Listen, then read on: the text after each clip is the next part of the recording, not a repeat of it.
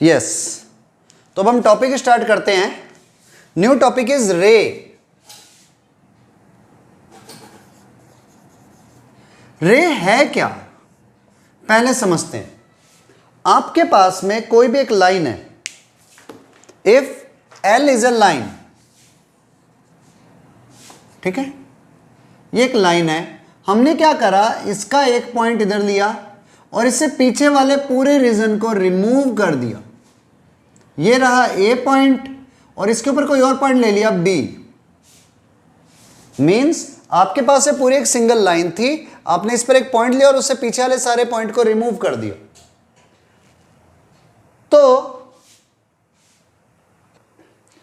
तो हुआ क्या, आपने जब एक एंड पॉइंट, एक पॉइंट पर एंड कर दिया और पीछे वाली रे को, ये लाइन को रिमूव कर दिया, तो अब ये क्या बन गई, इट इज हाफ रे, इट इज रे। मींस रे हैव वन एंड पॉइंट, रे हैव वन एंड पॉइंट, इसका एक एंड पॉइंट होता है और दूसरी साइड में ये and on other side it increases up to infinite. एक इनफाइनाइट वर्ड हम यूज तो लेते हैं, अप टू इनफाइनाइट, लेकिन याद रखना मैथ्स में इनफाइनाइट नाम की कोई चीज नहीं होती है। अब देखो, जब आप इस रे को लिखते हो तो लिखने का मेथड क्या है, ए से स्टार्ट हुआ है, बी की तरफ जा रहा है, तो it is written as A B, और ए बी पर आप एरो लगा दो, तो ये आपको रे को रिप्रेजेंट करेंगे। बल्कि एरो मत लगाना, क्योंकि एरो तो एक वेक्टर की फॉर्म को रिप्रेजेंट कर देता है जो बाद में आती है। आप इसको सिर्फ ए बी लिख दो और ऐसे लिखो रे ए बी। रे ए बी का मतलब है ए से स्टार्ट होकर के बी की तरफ जा रही है, इट इज रे ए बी, ठीक है। अच्छा, ए बी की कोई लेंथ नहीं होती, रे हैव नो लेंथ। अब ये नो लेंथ का मतलब ये नहीं है कि जीरो होती है, इसका मतलब इसकी लेंथ अप टू इनफाइनाइट तक जाती रहती है। तो आप ये भी वर्ड यूज ले सकते हो कि नॉट डिफाइन लेंथ, इसकी लेंथ को आप डिफाइन नहीं कर सकते। क्यों? क्योंकि ये वन साइड में तो बढ़ती जा रही है। जैसे लाइन सेगमेंट की तो एक फिक्स लेंथ होती थी ए से बी तक, इसके ए से बी तक फिक्स लेंथ नहीं है, ये ए से बी की तरफ जा रही है और आगे इंक्रीज करती हुई जाएगी अप टू इनफाइनाइट, ठीक है, नोट कर लो।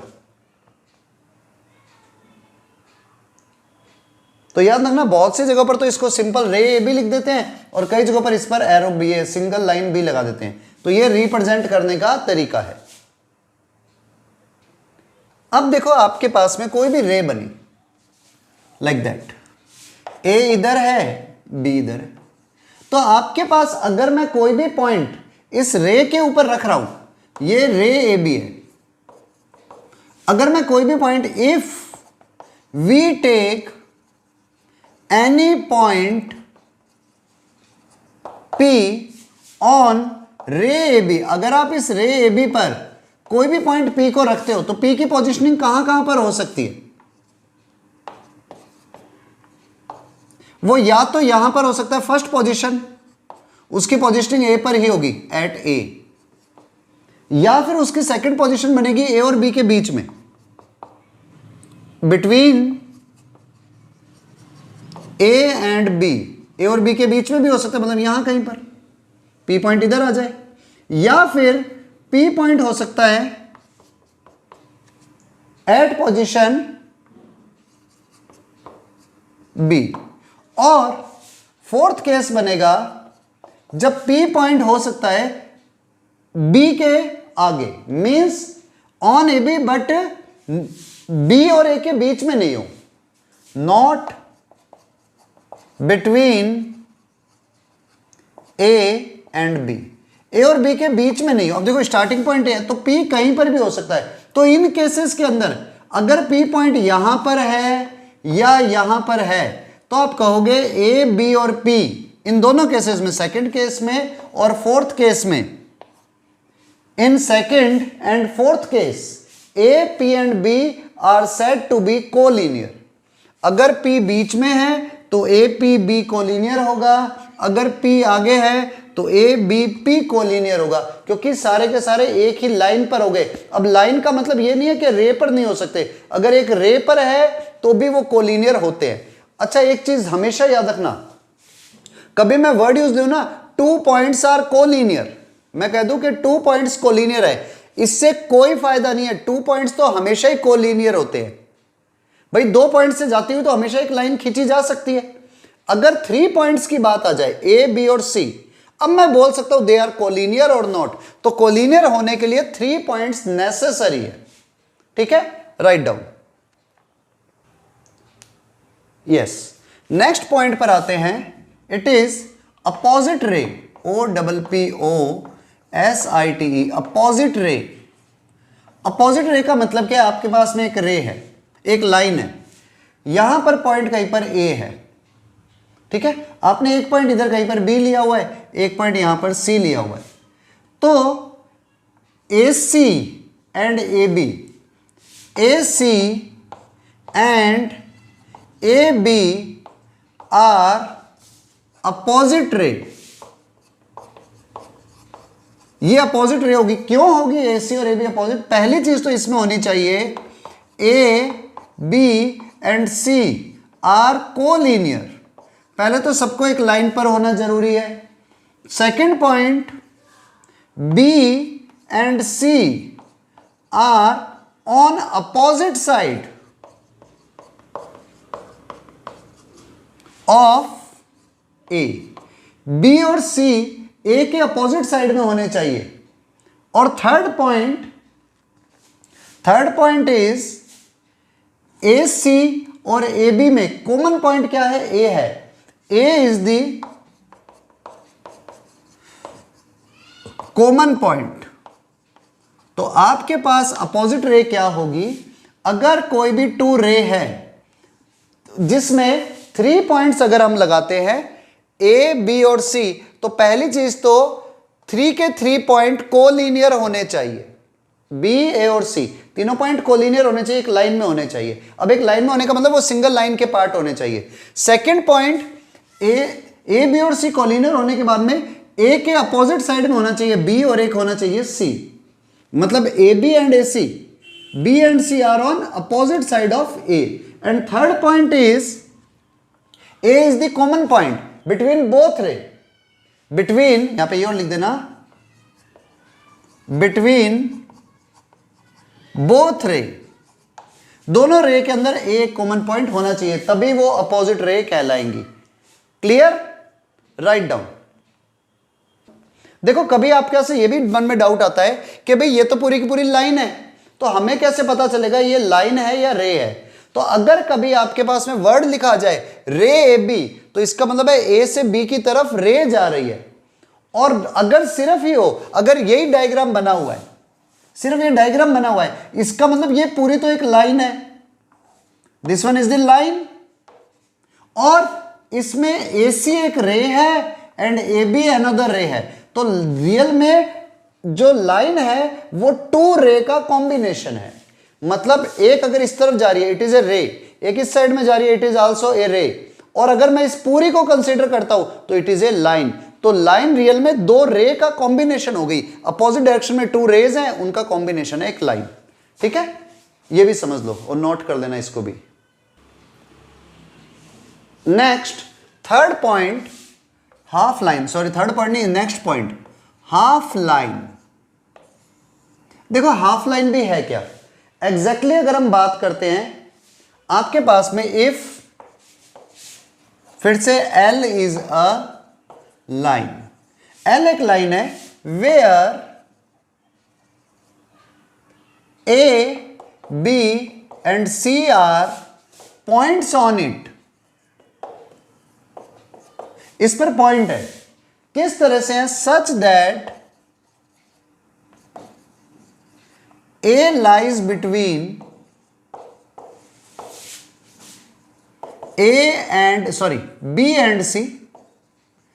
A हमारे आसपास में ऐसा पॉइंट है, ये L एक लाइन है जिसमें वापस से A पॉइंट बीच में है, B इधर है और C यहां पर है।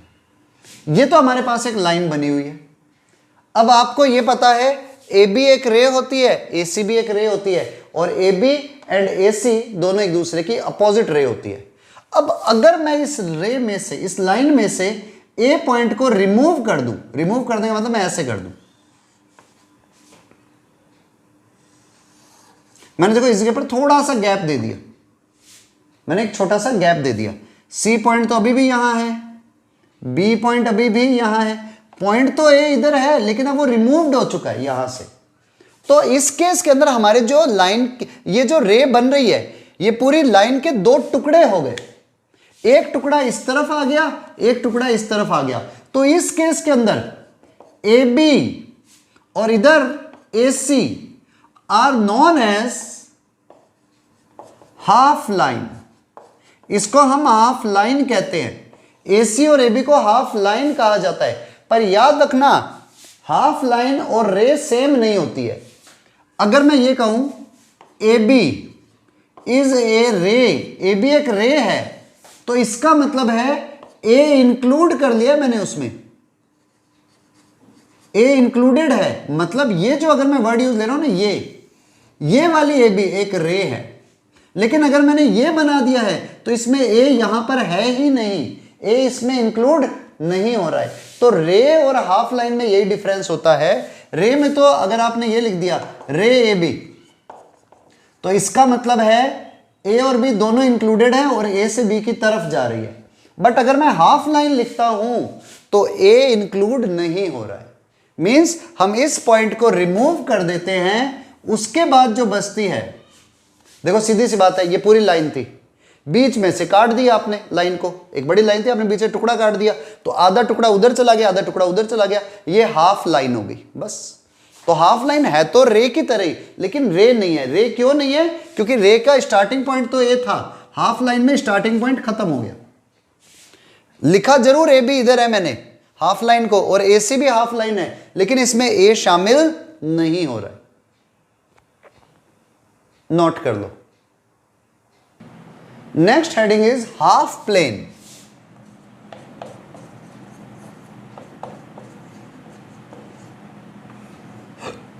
हाफ प्लेन, हाफ प्लेन है क्या? If L is a line, L is a line, line याद रखना, देखो जब भी हमने लिया लाइन ही ली है, भले लाइन सेगमेंट बनाई हो वो भी लाइन से बनी है, भले रे बनाई हो वो भी लाइन से बन रही है, और अगर आपने हाफ लाइन की बात करी थी वो भी लाइन से बनी थी, तो हाफ प्लेन की बात करोगे वो भी लाइन से ही बनेगा। होगा क्या? एंड इफ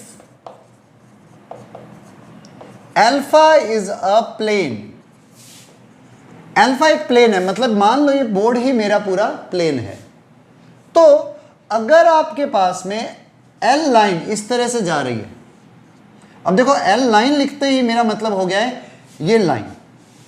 अब इस लाइन का मीनिंग क्या है? ये यहां पर भी आगे बढ़ती जाएगी जितना आपका बोर्ड है वहां तक, और आगे भी ये इंक्रीज होती जाएगी, आपको बोर्ड पे नहीं आए वहां तक।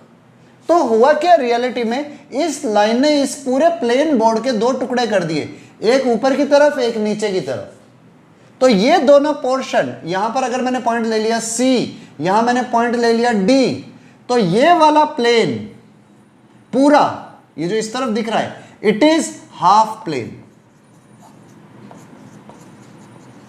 और ये जो नीचे की तरफ प्लेन है ये भी हाफ प्लेन। मीन्स सीधी सी बात, कोई भी प्लेन है उस एक प्लेन को लाइन टू हाफ प्लेन में डिवाइड कर देती है, एक ऊपर की तरफ एक नीचे की तरफ, या यूं समझ लो आइदर साइड। तो आप लिख सकते हो हाफ प्लेन की डेफिनेशन भी।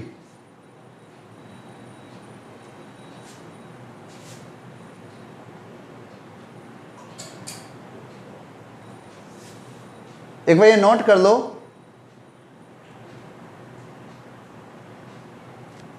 बस याद रखना ये टू डिफरेंट हाफ प्लेन है, ठीक है? ये टू डिफरेंट हाफ प्लेन है।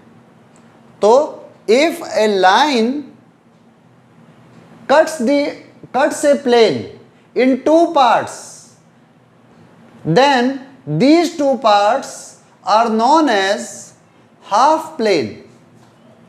these two parts are known as half plane, and these two half planes are on opposite side of a line. These two half planes are on opposite side of a line.